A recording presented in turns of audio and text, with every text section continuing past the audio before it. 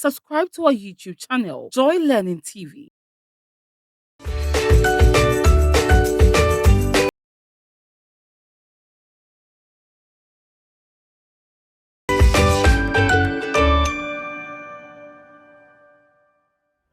Hello viewers and students, welcome to Joy Learning.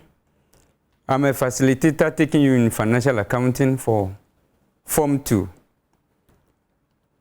Our topic for the day is depreciation of non-current assets. Depreciation of non-current assets.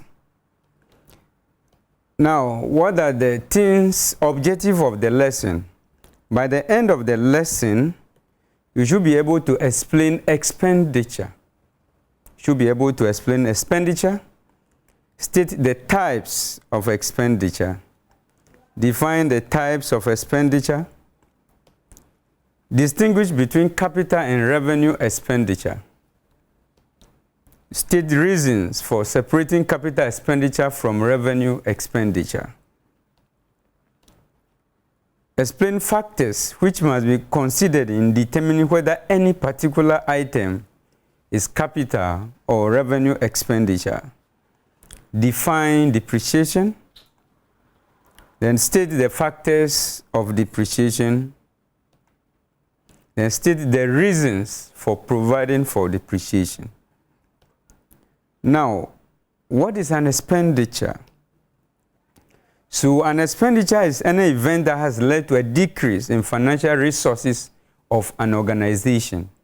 Any event that has led to a decrease in the financial resources of an organization. That is an expenditure. So any event that has taken place that has led to a decrease in financial resources of an organization will be considered as expenditure. Now, what are the types of expenditure? Main types of expenditure. So we have capital expenditure and revenue expenditure. So two main types of expenditure in accounting. So the first one, capital expenditure, and then revenue expenditure. Now, what is a capital expenditure? So when we talk of a capital expenditure that you incur and you continue to enjoy the benefit for more than one financial year. That is an example of a capital expenditure. So you have incurred a cost today, but you continue to enjoy the benefit for more than one financial year. So an instance, building dams. So you have built, but then you continue to be in it for so many years. So as a business, we have our building for businesses, and that building will be using it for more than one financial year. That is an example of a capital expenditure.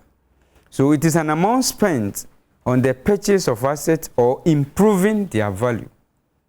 So expenditure whose value accrue to a business for more than one accounting year.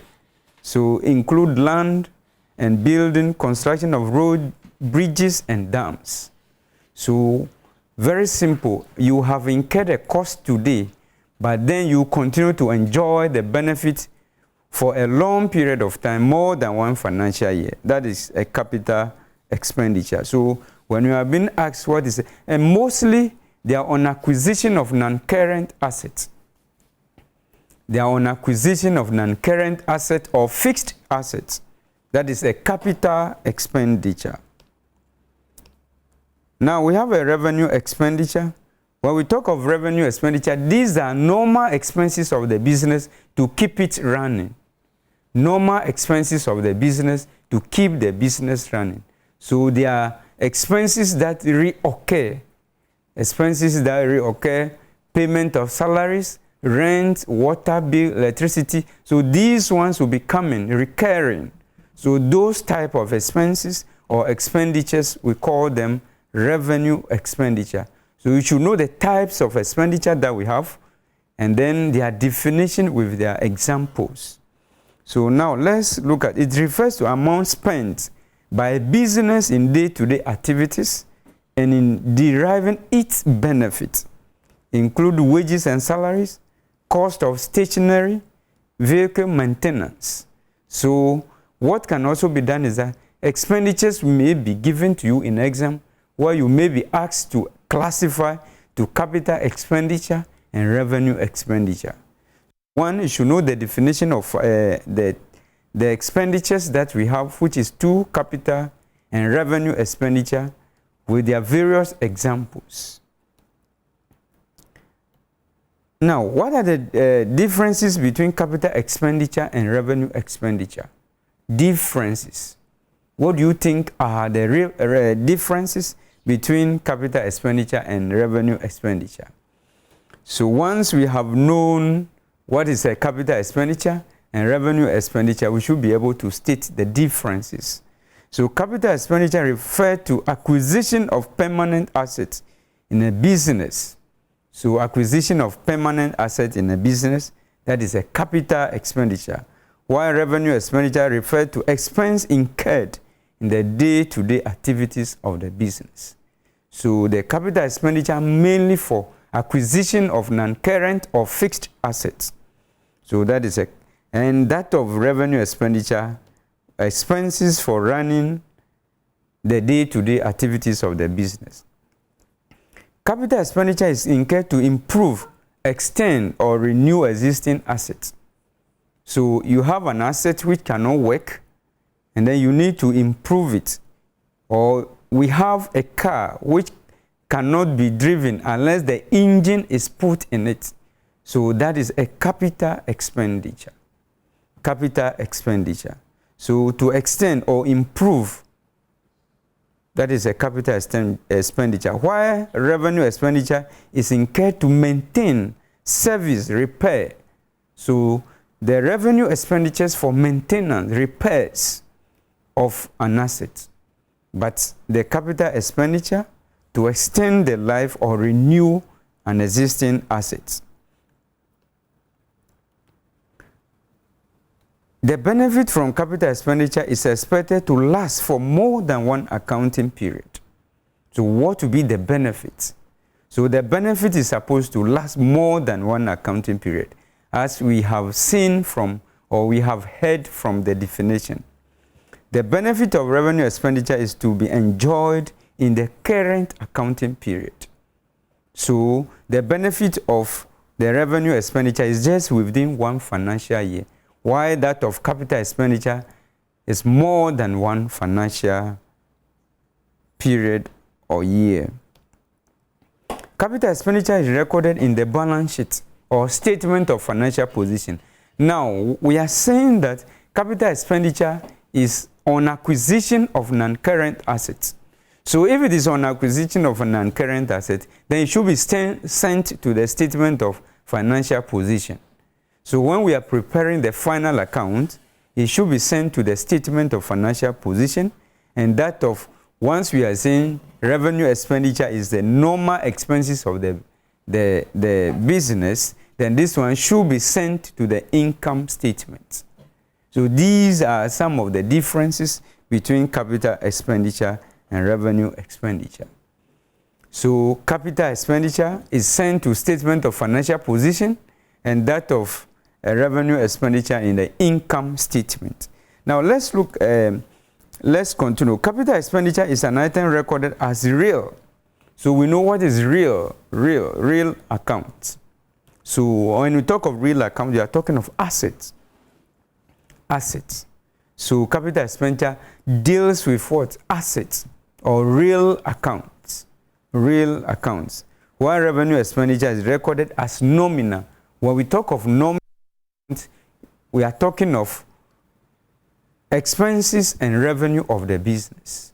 So that is why that of expenditure will be recorded in the income statement, which record income and expenses, or expenses and revenue, and that of the capital expenditure is on acquisition, that therefore the cost of an asset, so which must be sent to the statement of financial position. So these are some of the differences between capital expenditure and revenue expenditure. Now, what do you think will be some of the reasons why capital expenditure and revenue expenditure be separated or be known? What do you think? Now you know what is a capital expenditure You know revenue expenditure, and then you also know the differences. What do you think could be reasons? Do you think there is any reason to separate these expenditures? What do you think are some of the reasons why these expenditures should be separated? So a question like this, you need to look at it from the preparation of the final account. Preparation of the final account. So if capital expenditure is treated as a revenue expenditure, fixed asset will be understated. So what it means is that if you treat a capital expenditure as a revenue expenditure, then it means that the value of your non-current asset is going to be lessened or small, understated. Understated. So that is one reason, or one of the reasons why there is a need to separate these two expenditures. If revenue expenditure is treated as a capital expenditure, net profit will be overstated or net loss will be understated. So if you treat capital expenditure as a revenue expenditure, so which means that if you do that, then it means all these costs will be recorded as a normal expense of the business. So if you do that, you overstate the net, you understate the net loss of the business. So if revenue expenditure is treated as a capital expenditure, fixed asset will be overstated. So these are some of the reasons why there's need to separate this account. It is also important to separate capital and revenue expenditure in order to correctly match the cost in the period in which benefit will be enjoyed. So as matching concepts, so there's a need for us to separate the capital expenditure from the revenue expenditure. Now, what are the factors to be considered to determine whether this is a capital expenditure or a revenue expenditure? What are the factors to be considered? So what are the factors to be considered to determine this is a capital expenditure and revenue expenditure? So if any expenditure is incurred on any item meant for use beyond one accounting year, it is presumed to be a capital expenditure. So over here, the idea behind the cost or the expenditure of the business. So we have there is a cost is incurred now, but the intention is that that asset should be used for more than one accounting year. That becomes a capital expenditure. So this is one of the factors. One of the factors. If the expenditure is incurred on item used up within one accounting year, is regarded as revenue expenditure. So these factors are very simple. The intention behind the cost, is it meant to be used more than one accounting year? That becomes a capital expenditure. Is it meant to be used within one accounting year?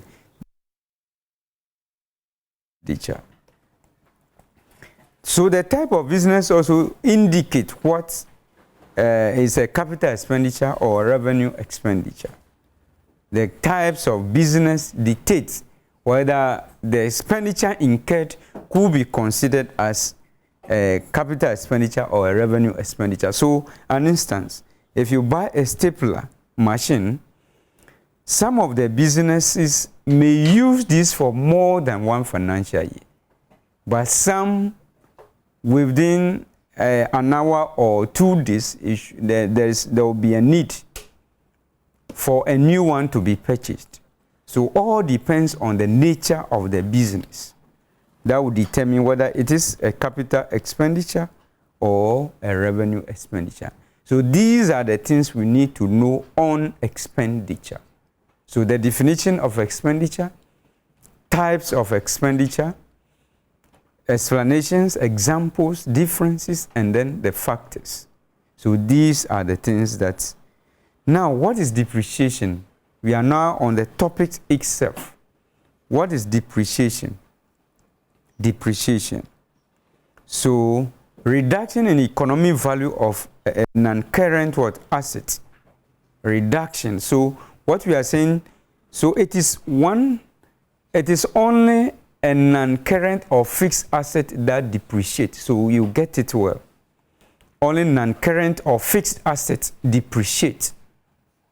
So when we're talking of depreciation, or in accounting, depreciation is being mentioned, you should know it is only non-current or fixed asset that depreciate. So you purchase an asset, now you want to sell it the next time, you sell it lesser than the value you have bought it. So that means that particular asset has depreciated. That particular asset has depreciated. So that is depreciation.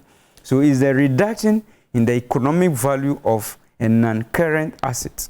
So it could be usage, it could be passage of time. So we have a lot of factors and causes. So we're going to look at them. So reduction in the economic value of a non-current asset. That is depreciation. So it is a part of non-current asset consumed during the period of use. So the part consumed during the period of the use of the non-current assets.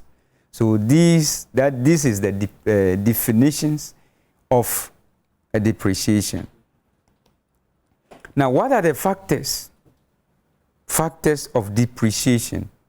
Factors of depreciation. So one, cost of a fixed asset or non-current asset. What do we mean? When we talk of a cost of an asset, what do you think? Cost of an asset. So for the purpose of your exams, when we talk of a cost of an asset, is not only the amount you paid on the asset, but all the costs that will make the asset to be used or to be ready for use. So, for instance, let's take it that you know a corn mill. You have gone to purchase a corn mill. You know you can't carry this on your head. So you need a car to be, for this asset to be brought to your premises. It cannot work unless it is installed. So now, if a friend visits you and asks you what is the cost of this asset, you have to sum up the amount you have paid on the asset, the carriage that is bringing the asset from where you have bought it to the business or the premises, and then the cost of installation. So all the costs you will incur to make the asset ready for you, that is a cost of an asset. So objective, what normally is done is that all these things will be given to you, then the question will ask you to determine the cost of assets. So the question will say, what is the cost of the assets? So all these things must be added. So the amount you have paid on the asset will also be part of the answer. If you pick that, then you are off. So when we talk of a cost of an asset, all costs that you incur to make the asset ready for use, all this must be summed up. So that is a cost of an asset. So cost of fixed asset include purchase price, cost of installation, as well as any cost of improvement or expansion of the assets. So that is a cost. So that is one of the factors. Then estimated useful life.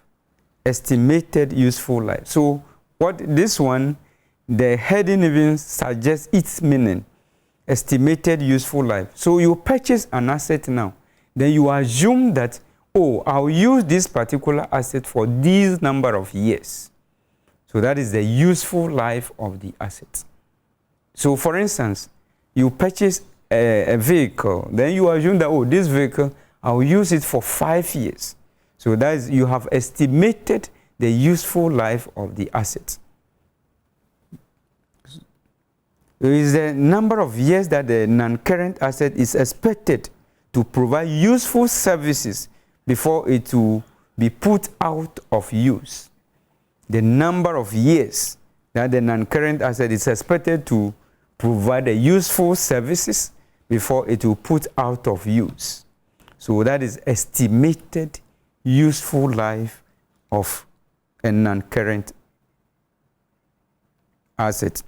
Now, estimated scrap value or residual value seen people picking scraps and all that. Now, so what is meant by estimated or residual value? So, yeah, how much will the asset cost after use? So you use an asset for some time, you want to sell it, how much would that cost? So you have estimated the scrap value or terminal value of the asset. So these are the words that will be used: scrap, residual, or terminal value.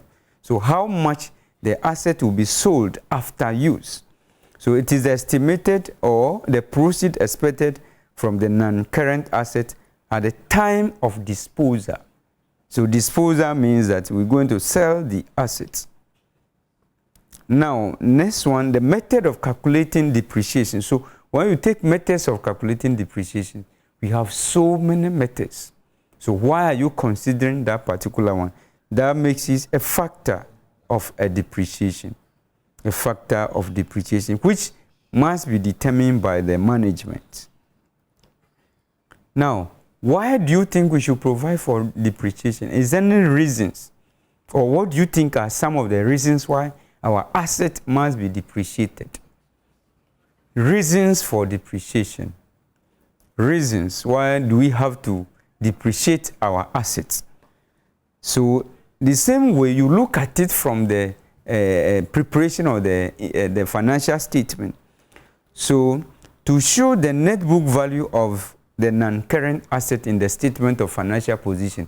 So when you depreciate the asset, they will be able to show the book value as of the time of the preparation of the account of the non-current asset. So assuming we bought an asset some time ago, we want to sell it, how much could this asset be sold? So once you depreciate the asset, or you know how the wealth of the asset at the time of preparation of the account, depreciation will provide a good basis for pricing of asset if it's to be disposed. Okay, so we depreciated the asset, so we know how much the asset will be sold as of now. So these are some of the reasons why our asset must be depreciated. To provide a basis for determining how much to be invested for the replacement of the non-current asset. So you bought an asset. You know the asset is losing value. Now, so if you know how long it will lose its value, then you prepare for it. So you have to assume an amount or determine an amount to be invested, so that if this particular asset is out of use, then you should be able to replace it. So one of the reasons why a non-current asset should be depreciated. Depreciation is provided in order not to overstate the profit for any year of operation, in order to comply with the prudent concept. Now, if you don't depreciate the asset, then it means that your profit will be overstated. So you know depreciation is an expense which is debited to the income statement. An expense debited to the income statement. So if it is debited to the income statement, it means it's going to increase the expenses. So if it is not sent there, then it means you're going to have a lesser expense. So when you less it to determine you less it from the income, the total income to determine, or the gross profit to determine the net profit, the net profit will be more. And if you do that, you are not also observing the margin concept. And you are also not complying with the prudent concept. So these are some of the reasons why our assets must be what? Depreciated. And you know, when the profit is understated, there are a whole lot of burden on the business. You know, the users of accounting information and their information need. Government will demand for more taxation purposes, employees, and all that. All users will demand for more. So that is why there's a need for us to depreciate our assets, so that burdens will not be put on the business. It ensures that the cost of non-current asset is spread over the useful life of the assets. So these are some of the reasons why, these are some of the reasons why our non-current assets must be depreciated. Now, so what did we look at now? We talk of expenditures. So we started from expenditures. What are expenditures? So expenditures, we have two. We have two expenditures. So capital expenditure and revenue expenditure. Capital expenditure and revenue expenditure. So we explain capital expenditure that is on acquisition of a non-current what asset. Acquisition of a non-current asset. And mostly this benefit will be enjoyed more than one financial year. That is capital expenditure. So we give examples, land and building, dams, and all that. So the revenue expenditure that you incur for running the day-to-day activities of the business. Payment of rent, salaries and wages, electricity bill, water bill, and all these expenses that reoccur are revenue expenditure. So we look at the factors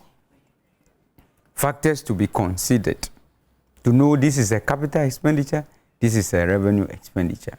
So you incur a cost. So the rationale behind it, you incur a cost, you assume that this asset must be used for a long period of time, or within one accounting year, or this one is just temporary. That will determine whether it is a capital expenditure or revenue expenditure. So these are, then we come to depreciation. What is depreciation? Reduction in value of a non-current what? Economic value of a non-current asset. Reduction in value of a non-current asset. So that is a depreciation. So we look at factors. What are the factors then we mention? Factors. So 4 factors. So we talk of cost of an asset, estimated scrap value of the asset, estimated useful life of the asset, and the method of depreciation. So these are the factors, and you should be able to explain them. These are the factors. So when you are asked, what are the factors? Factors, these are the factors of depreciation. Then we look at reasons. Why should our asset be depreciated? Why should our asset be depreciated? So you look at it from the final accounts. Why our assets should be depreciated. Look at it from the final accounts. Why our assets should be depreciated. So 1, we depreciate our assets to know the book value of the asset as of the time of the preparation of the financial statement. We determine. So in also not to overstate the profits. Not to overstate. So the reasons, we mentioned some of the reasons why we have to depreciate our assets. Depreciate our assets. Now, what are some of the causes of depreciation? Causes of depreciation. So, usage, wear and tear, and all that. Efflution of time. These are some of the causes of depreciation. Causes of depreciation. Why our assets depreciate. Why our assets depreciate. So these are the things about capital expenditure and depreciation. So the next time we'll be looking at calculation on non-current, depreciation of non-current assets. Depreciation of non-current assets. Now let's look at these questions. What is an expenditure? As of now, you should be able to explain expenditure. What is expenditure? I hope you, for what we have gone through now, you should be able to mention the why or explain expenditure. expenditure. Then what are the types of expenditure? Types of expenditure. Types of expenditure. Then define the types of expenditure. Define the types of expenditure. So when you mention, you should be able to define the types of expenditure that you will state. Now, distinguish between capital and revenue expenditure. So these are the questions on what is done now. So these are the questions in your exams. These are the questions that may be asked on, especially so far as the theory question is concerned on depreciation of non-current assets. Distinguish between capital expenditure and revenue expenditure. Distinguish between capital and revenue expenditure. Distinguish between capital and revenue expenditure. Then state 2 reasons for separating capital expenditure from revenue expenditure. What do you think are some of the reasons why we need to separate capital expenditure from a revenue expenditure? Reasons. Reason why this to be done. Then state 2 factors. What are the factors which must be considered to determine whether something is a capital expenditure or a revenue expenditure? Factors. Factors to be considered. To know whether we incur a cost now, this cost will be an example of a capital expenditure or a revenue expenditure. What is depreciation then? Define depreciation. Define depreciation. Define depreciation. Define depreciation. State 2 factors that determine the depreciation charge. That determine depreciation charge. Then state 2 reasons for providing for depreciation. What are the reasons why we need to provide for depreciation? Reasons for providing for depreciation. What are some of the reasons why we need to provide for depreciation? Reasons for providing for depreciation.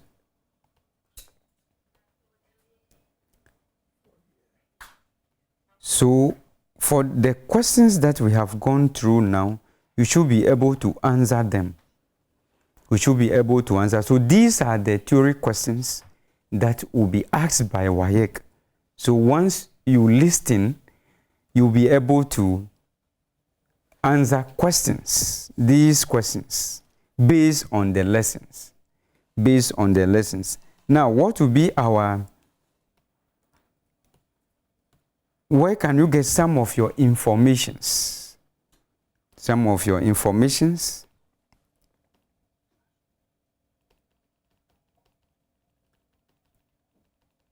Some of the information, so maybe gotten from the syllabus, WAEC syllabus, as a reference.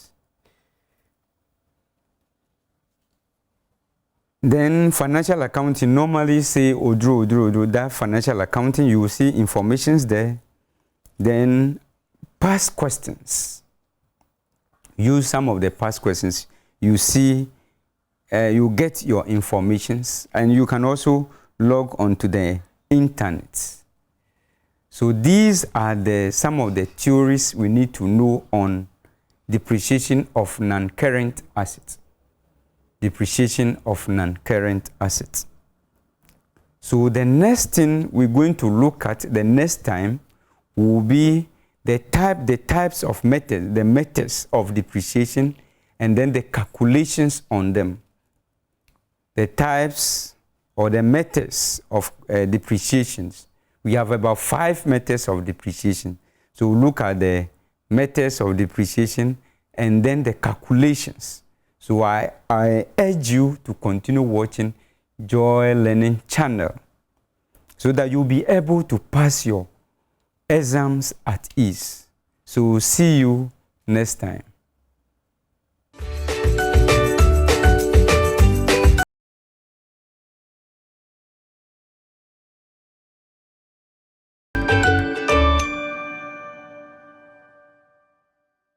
Subscribe to our YouTube channel, Joy Learning TV.